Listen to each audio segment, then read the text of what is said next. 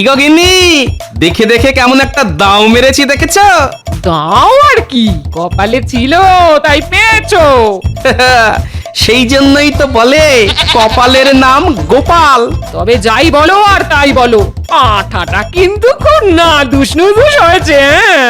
আর স্বাস্থ্যবানও বটে। খাবো কি, দেখেই পেট ভরে যাবে। এই তবে না, আমার ভয় হচ্ছে কেউ আবার নজর দিয়ে দেবে না তো। নজর দিলে, হ্যাঁ, নজর দিলে নজর কাটানোর ব্যবস্থাও না হয় করে দেব, কিন্তু নজরটা দেবে কে? সে আর আমি কি জানি, আমি কি লোকের বাড়ি গিয়ে গিয়ে বলে এসেছি? হ্যাঁ, তবে আমরা কিন্তু বাড়ি বয়েই এসেছি। আর যেটার জন্য আশা সেটা দেখতেও পেয়েছি।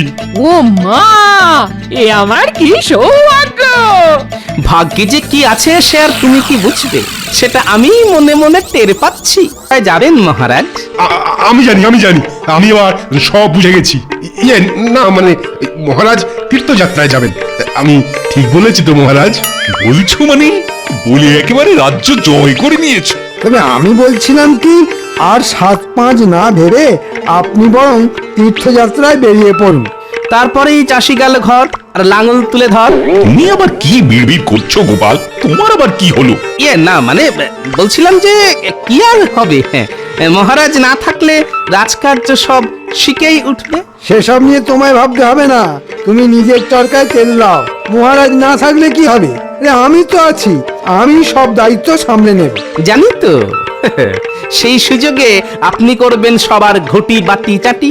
না না, ঘটি বাটি নয়, তীর্থযাত্রায় গেলে আমি ওই একেবারে ছাড়া হাত পা হয়ে যাব। তবে মহারাজ, আমি বলছিলাম কি, তীর্থযাত্রার জন্য কালই একটা ভালো তিথি আছে। যদি যেতেই হয় তবে আর দেরি করবেন না মহারাজ। বেশ, তবে কালই আমি তীর্থযাত্রায় বের হব।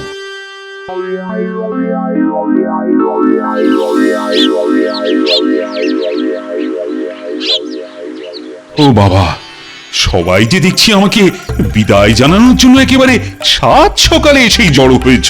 আপনি তীর্থযাত্রা করে পুণ্য করবেন, আর আমরা আপনাকে বিদায় জানিয়ে সেই পুণ্যের কিছুটা কুড়িয়ে নেব। বাহ বাহ বাহ বাহ, এটা মন্দ নয়, মতলবটা বেশ ভালো। হ্যাঁ মহারাজ, কথাতেই তো আছে ঘ্রাণেনং অর্ধ ভোজনং। ভোজনই করো আর শয়নই করো, সামলাতে তো আমাকেই হবে।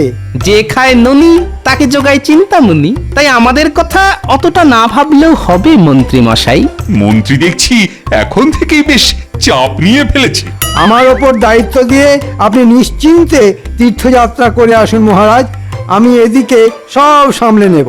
আর মন্ত্রী মশাইকে না হয় আমি সামলাবো। উনি যদি ডালে ডালে যান, আমি তাহলে পাতায় পাতায় যাব। হ্যাঁ, সেই বরং ভালো। তোমরা যে যেদিকে পারো যাও, একদিন তোমাদের কাউকেই আর কোনো দায়িত্ব কাঁধে তুলে নিতে হবে না।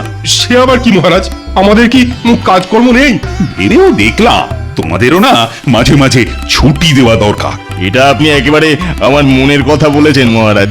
জানি তো, আর তাই আমি যখন তীর্থযাত্রায় থাকবো তখন রাজসভাতে সবার বেশ অনেক দিন ছুটি থাকবে। সে আবার কি, ভাবলাম কয়েকদিন দিব্যি রাজ্য শাসন করব, তা নয় একেবারে ছুটি। ছুটি ছুটি ছুটি, খাবো গরম গরম রুটি, গরমকালে পটল ঝিঙে, শীতে মটর শুটি। হ্যাঁ হ্যাঁ, এই কদিন তোমাদের সবার কাজের ছুটি। যে যার মতো খাও দাও, আমোদ প্রমোদ করো। আরে, এ তো মেঘনা চাইতে জল মহারাজ। অসময় এমন ছুটি দিয়ে আপনি তো একবারে চমকে দিয়েছেন। চিন্তা নেই পণ্ডিত, চিন্তা নেই, চমকের আরো বাকি আছে। তার মানে চমকের ওপর চমক। মনে হচ্ছে মহারাজ মনে মনে বেশ ভালোই ফন্দি ফিকির করেছে।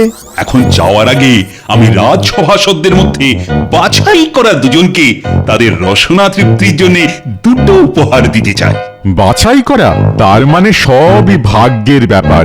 সেই দুজন ভাগ্যবান কে মহারাজ? আর যেই হোক, তুমি নও। ওহ, খাবার কথা শুনেই জিভ একেবারে লগলগ করে উঠল। সময় পেলে আমি অবশ্য গণনা করে বলে দিতে পারি। গণনা করতে হবে না, কারা উপহার পাবে সেটা আমি একটা ওই ভাগ্য নির্ধারণ পরীক্ষার মধ্যে দিয়েই ঠিক করব।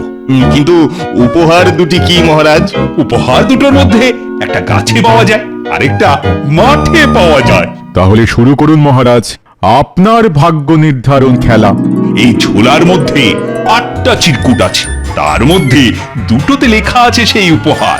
এবার সবাই এসে একটা করে চিরকুট তুলে ফেলো।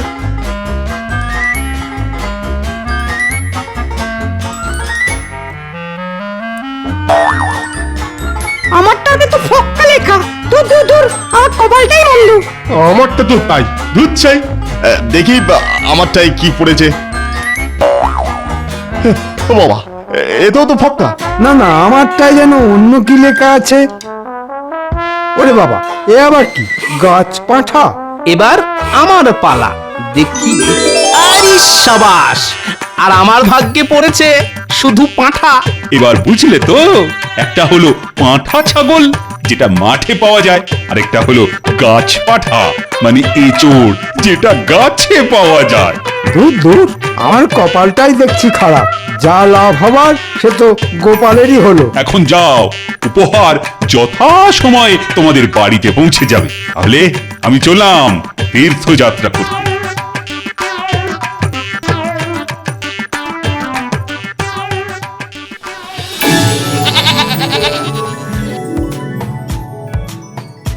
কি গো গিন্নি, দেখে দেখে কেমন একটা দাও মেরেছি দেখেছ? দাও আর কি, কপালে ছিল তাই পেয়েছো। সেই জন্যই তো বলে কপালের নাম গোপাল। তবে যাই বলো আর তাই বলো, পাঁঠাটা কিন্তু খুব নাদুস নুদুস হয়েছে, হ্যাঁ? আর স্বাস্থ্যবানও বটে। খাবো কি, দেখেই পেট ভরে যাবে। এই তবে না, আমার ভয় হচ্ছে কেউ আবার নজর দিয়ে দেবে না তো। নজর দিলে, হ্যাঁ, নজর দিলে নজর কাটানোর ব্যবস্থাও না হয় করে দেব, কিন্তু নজরটা দেবে কে? সে আর আমি কি জানি, হ্যাঁ? আমি কি লোকের বাড়ি গিয়ে গিয়ে বলে এসেছি, হ্যাঁ? তবে আমরা কিন্তু বাড়ি বয়েই এসেছি। আর যেটার জন্য আশা সেটা দেখতেও পেয়েছি। ও মা, এ আমার কি সৌভাগ্য! ভাগ্যে যে কি আছে সে আর তুমি কি বুঝবে, সেটা আমি মনে মনে টের পাচ্ছি। মহারাজ তোমার বাড়ি বয়ে যে উপহার পাঠিয়েছেন সেটা কি আর না দেখে থাকতে পারি? ও, এমন নভরকান্তি পাঁঠা দেখলে চোখ যেন জুড়িয়ে যায়। আর এমন পাঠা আর কটাই বা আছে এ রাজ্যে? এমন পাঁঠার কদর কজনেই বা করতে পারে বলুন? গোপাল তো মোটেই পারে না। তাহলে কে পারে মন্ত্রী মশাই? কেন আমি? ছাগলটাও তো যেন মনে মনে বলছে আমার বাড়িতে গিয়েই ঘাস খাবে। আর মন্ত্রীমশাই ওকে খাবে। ও মা, ছাগলটা আবার এইসব বলছে নাকি, হ্যাঁ? আপনি ছাড়া ছাগলের মনের কথা আর কেই বা বুঝতে পারে বলুন মন্ত্রী মশাই? আপনি কি চাইছেন সেটা পরিষ্কার করে বললেই তো হয়। হ্যাঁ হ্যাঁ, মানে জলের মতন পরিষ্কার করে দিন। ও ভাই গোপাল, বলছি ওই যে ছাগলটা কচি কচি ঘাস খাচ্ছে ওইটাই যে আমার চাই। মন্ত্রী মশাই যখন সরাসরি চাইছেন তখন এতে কোনো দোষ নেই। একে গোপাল, তুমি তো হ্যাঁও করছো না হুঁও করছো না। আগে কি আর বলি, পাগলে কিনা বলে ছাগলে কিনা খায়। তার মানে আমি পাগল? আপনি যে কি সেটা আর আপনার থেকে ভালো কে জানে মন্ত্রী মশাই? কিন্তু তুমি কি জানো সেটা তো বলবে নাকি? আমার পাঠা আমি দেব না, পরিষ্কার। তাহলে এটাই তোমার শেষ কথা? আমার অনুরোধ তুমি রাখবে না ভাই গোপাল? কি করে রাখি মন্ত্রী মশাই, কথাতেই তো আছে ভদ্রলোকের এক কথা। বটে, তবে আমিও দেখছি ওই পাঁঠার মাংস কার মুখে ওঠে। আপনি কি কিছু বললেন মন্ত্রী মশাই? হ্যাঁ মানে না, না দিলে আমি কি আর কেড়ে নিয়ে যাব? ঠিক আছে, তোমার পাঁঠা তোমারই থাক। মহারাজের দেওয়া উপহার যার ঘরে আছে তারই থাক। বলি, মন্ত্রী মশাই যে কি বলে গেল আমি তো কিছুই বুঝলাম না, হ্যাঁ? কিন্তু আমি তো বুঝে গেছি গিন্নি, পুরো ব্যাপারটাই এখন আমার কাছে জলের মতো পরিষ্কার। মন্ত্রী মশাই এতবার বললেন তবু গোপাল শুনলো না। এই কাজ করা গোপালের উচিত হলো না। আমার তো মনে হচ্ছে পাঁঠাটাকে খপ করে ধরে ঝপ করে এখানে নিয়ে চলে আসি। না না, আমার মনে হচ্ছে কাজটা অতটা সহজ হবে না। কিন্তু মন্ত্রী মশাই তো কিছুই বলছেন না, আমরাই খামোখা ভেবে মরছি। আমি আর কি ভাববো? সোজা আঙুলে যখন ঘি ওঠেনি তখন আঙুলটা বেঁকাতেই হবে। আঙুল বেঁকানো তুচ্ছ ব্যাপার, আমি ইস্পাত দণ্ড গায়ের জোরে বেঁকিয়ে দিতে পারি। হ্যাঁ, ওহ, মহারাজ কি সাধে বলে যে তোমার মাথায় গোবর পোড়া আছে? মনে হচ্ছে মন্ত্রী মশাই মনে মনে কোনো পরিকল্পনা করেছেন। করেছি বই কি, কোনো না কোনো উপায়ে গোপালের কাছ থেকে ওই নধর পাঁঠাটা আদায় করতেই হবে। কিন্তু উপায়টা কি মন্ত্রী মশাই? ভাবো ভাবো, কিভাবে গোপালের কাছ থেকে ওই ছাগল হাসিল করা যায় ভাবো। তখন থেকে ভাবছি কুল অকুল, ভেবে ভেবে ছিঁড়ছি মাথার চুল। এসেছে এসেছে এতক্ষণে এসেছে। কি এসেছে? কে এসেছে মন্ত্রী মশাই? আরে বাবা, একটা জুৎসই পরিকল্পনা এসেছে। এই পরিকল্পনাটা কি মন্ত্রী মশাই? না না, সবটা এখন ভেঙে বলা যাবে না, তবে এটা শুনে রাখো যে রাজবাড়ির সামনে একটা যজ্ঞ করতে হবে, আর আবার কি মন্ত্রী মশাই? সেই যজ্ঞটা করবে তুমি। না না, হাত গুটিয়ে বসে থাকলে চলবে না, সবাই মিলে হাত লাগাতে হবে। আমি তো নিজের হাতে যজ্ঞের জন্য ওই বেলকাঠ নিয়ে এসেছি। আমি গণনা করে দেখেছি যজ্ঞের জন্যে এটাই উপযুক্ত সময়। বেশ, তবে আমি যজ্ঞের কাজকর্ম শুরু করে দিই। হ্যাঁ হ্যাঁ, চুপচাপ বসে না থেকে ঝুপঝাপ শুরু করে দাও। আর জ্যোতিষী, তোমাকে যেমনটা বলেছি তেমনটাই করবে। সে আর বলতে। হ্যাঁ হ্যাঁ, যেন ইশারাতেই কাজ হয়, মুখে কিছু বলতে না হয়।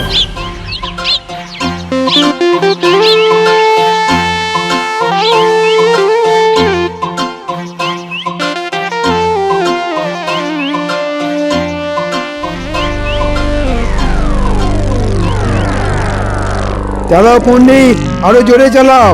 আর কিছু না হোক, জাঁকজমকটা দেখাতে হবে। পণ্ডিত যা ছড়িয়ে বসেছে তাতে আর কিছু হোক না হোক, ওই লোক জানাজানিটা বেশ ভালোই হবে মনে হচ্ছে। লোকজন নয়, শুধু গোপাল জানলেই আমার কাজ হয়ে যাবে। তাহলে ধরে নিন আপনার কাজ হয়ে গেছে। কেন কেন? ওই দেখুন, গোপাল তো গুটি গুটি পায়ে এদিকেই আসছে।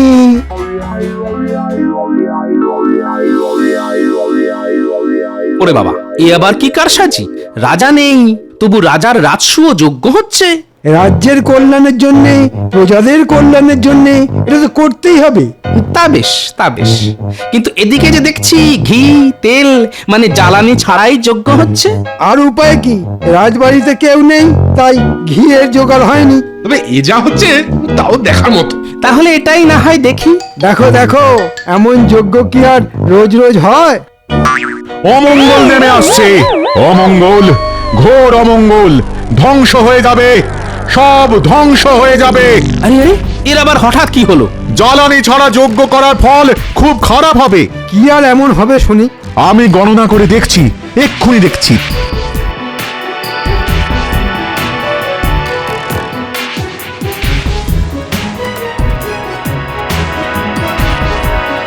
সর্বনাশ, সর্বনাশ, চরম সর্বনাশ।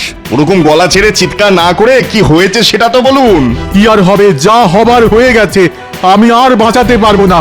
আগামী কালই পৃথিবী ধ্বংস হয়ে যাবে। হয় হয়, এ কি কথা শোনালে জ্যোতিষী? মুখ থেকে মুছে গেল যে হাসি। মনে হচ্ছে নাটকটা বেশ ভালোই জমেছে। না না, এক্ষুনি বেশি কিছু না বলে এটার শেষ দেখতে হবে। এই রে, তাহলে কি হবে? কি আর হবে? যে যার মৃত্যুর আগে শেষ ইচ্ছে পূরণ করতে চায় এক্ষুনি বলে দাও। গোপালের বাড়ির ওই পাঁঠার ঝোল খাওয়াই আমাদের সবার শেষ ইচ্ছে। সেই ভালো, মরার আগে যেন ভালো মন্দ খেয়ে মরতে পারি। গোপাল, তুমি একমাত্র পারো সবার শেষ ইচ্ছে পূর্ণ করতে। আমাদের শেষ ইচ্ছে পূর্ণ না হলে আমাদের নরকে স্থান হবে, শুধু আমার নয় তোমারও। আর আমাদের ইচ্ছে পূর্ণ হলে তোমারও মঙ্গল হবে। এখন আমাদের সবার ইচ্ছে পূর্ণ করবে কিনা এটা গোপালই ঠিক করবে। হ্যাঁ হ্যাঁ, রাখে গোপাল, মারে কে? এবার বুঝেছি, তাহলে সবাই মিলে আমার পাঁঠার মাংস খাবে বলে ফন্দি এঁটেছে। কি খালি হাতেই ফিরিয়ে দেবে? না না, সবাই মিলে বললে আমি আর না বলি কি করে? তার মানে তুমি রাজি? হ্যাঁ হ্যাঁ হ্যাঁ, যেমনটা চাইছেন তেমনটাই হবে। আপনারা সকলে আজ রাতে আমার বাড়িতে নৈশ ভোজন করবেন। উমা, গোপালের মন যেন 7 রাজার ধন। বাঁচালে গোপাল। যাক, মরার আগে এবার তাহলে রাজকীয় খাওয়াটা তো হবে। হবে, তবে আমারও যে একটা ছোট্ট শর্ত আছে। শুভ কাজে আবার শর্ত কিসের? না না, তেমন কিছু নয়। আপনারা রাজসভাসদ, রাজকীয় খাবার খাবেন, তাই আপনারা শুধু রাজকীয় বস্ত্র আর অলংকার পরেই যাবেন। ওহ, এই কথা? কি আর এমন কি, আমরা সবাই রাজি। জয় গোপালের জয়। জয় গোপালের জয়। এবার বুঝবে গোপাল কার পাঁঠা আর কে কে খায়। আমিও দেখছি আমার পাঁঠা খেয়ে কার হজম হয়। ওই গো গিন্নি, গেলে কোথায়? আরে ডেকে ডেকে যে তোমার সাড়াই পাওয়া যায় না গো। এই বলি হলোটা কি? আজ তোমাকে তোমার হাতের জাদু দেখাতে হবে। উমা, সে আবার কি কথা?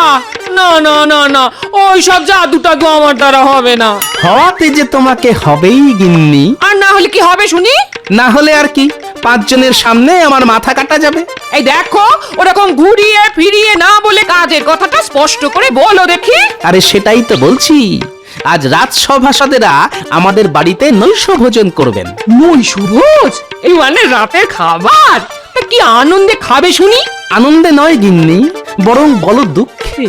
এই মরেছে, দুঃখ আবার কিসের? দূর দূর দূর, আমার আবার সব কেমন গুলিয়ে গেল। হ্যাঁ, আগামীকাল নাকি পৃথিবী ধ্বংস হবে, আর আজকে তাই আমাকে সবার শেষ ইচ্ছে পূর্ণ করতে হবে। এবার বুঝলে গিন্নি? ও সবার শেষ ইচ্ছে বুঝি তোমার এই পাঁঠার মাংস খাওয়া? আহ, এই না হলে তুমি আমার গিন্নি? একেবারে ঠিক ধরেছো। সবাই যখন খেতে চাইছে তখন আর মায়া বাড়িয়ে কি হবে? আমি না হয় ভালো করেই মাংস রেঁধে খাবো।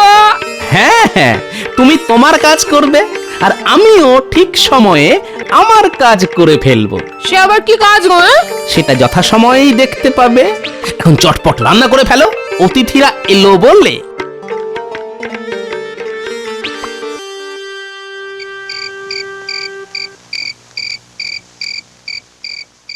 এই যে গোপাল, আমরা এসে গেছি। আমি তো সেই কখন থেকে আপনাদেরই পথ চেয়ে বসে আছি। কিন্তু আমরা যে আর বসতে পারছি না। এদিকে সব তৈরি তো? না মানে ওই পেটের ভেতর যেন একেবারে ছুঁচো লাফাচ্ছে। না, আয়োজন মনে হচ্ছে বেশ ভালোই হয়েছে। হ্যাঁ, খাবো কি? গন্ধ শুকেই তো পেট ভরে যাচ্ছে। তাহলে শুভ কাজে আর দেরি করে কি হবে? হ্যাঁ হ্যাঁ, চিন্তা করবেন না, একেবারে গরম গরম পাতে পড়ে যাবে। আমার কি সৌভাগ্য, আপনাদের মতো অতিথিদের সেবা করতে পারবো। চলে এসো তাড়াতাড়ি, বসে পড়ো আহারে, তারপর দেখবে খানা কয় কাহারে।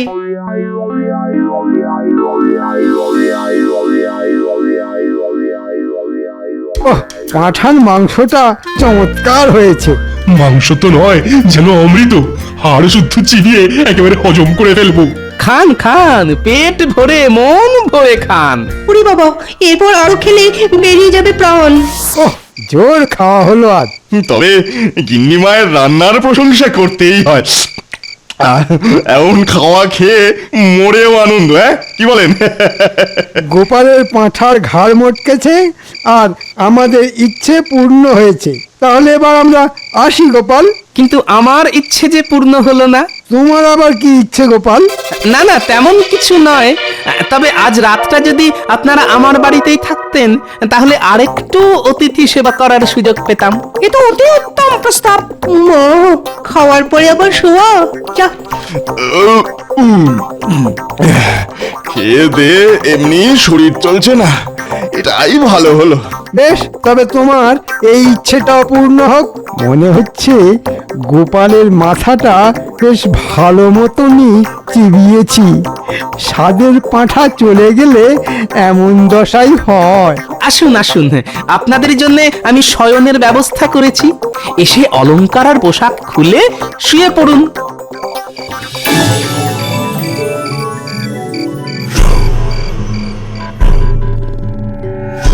পাঁঠার মাংস দিয়ে ভুঁড়ি ভোজ সেরে সবাই বেশ জমিয়ে ঘুম দিচ্ছে। এটাই তো আমি চাইছিলাম।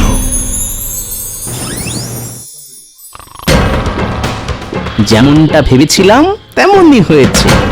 অলংকার পাশেই খুলে রেখেছে, আর ঘুমানোর সময় রাজকীয় পোশাক ঘরের দড়িতে মেলে রেখেছে। না, সবাই দেখছি গাঢ় ঘুম দিচ্ছে, তাই কাজের কাজটা এখনই করে ফেলতে হবে।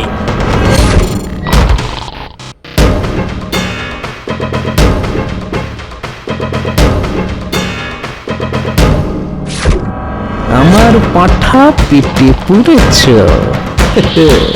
এবার তার মূল্য যে তোমাদের চোকাতেই হবে।